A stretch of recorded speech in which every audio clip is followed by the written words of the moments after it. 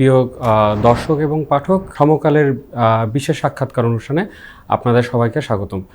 আজকে আমাদের বিশেষ অতিথি হিসাবে আছেন অন্য কেউ নয়, তিনি হচ্ছেন আফরিন আক্তার, মার্কিন যুক্তরাষ্ট্রের পররাষ্ট্র দপ্তরের deputy assistant secretary for south and central Asia. Miss Afrin, welcome to our show. Thank you so much. Thank you for having me. Excellency Afrin, this is your first visit after the 7th January election. What message actually you bring for Bangladesh government? So again, thank you for having me.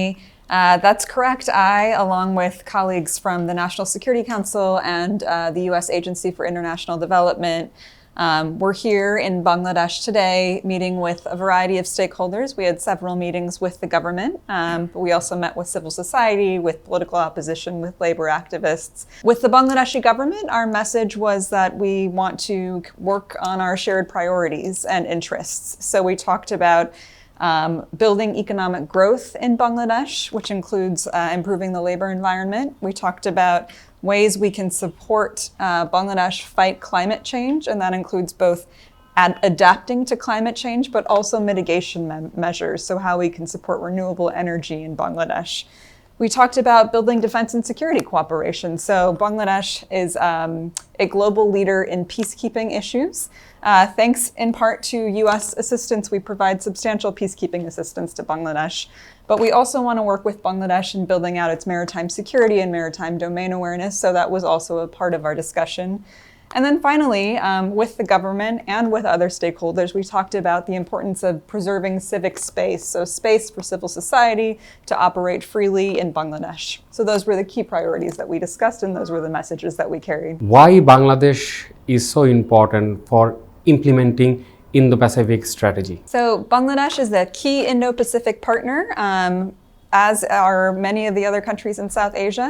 We are very heartened to see Bangladesh's Indo-Pacific outlook, which we actually think aligns very closely with our Indo-Pacific strategy in a number of key ways, economic growth and development being one of them. So we see a lot of synergy there, including on climate, on other issues, and we look forward to building a region that is secure, prosperous, free, and open together with the Bangladeshi government and Bangladeshi people. You know, every relation has some challenges. At this moment, what are the challenges between Bangladesh and U.S. bilateral relation?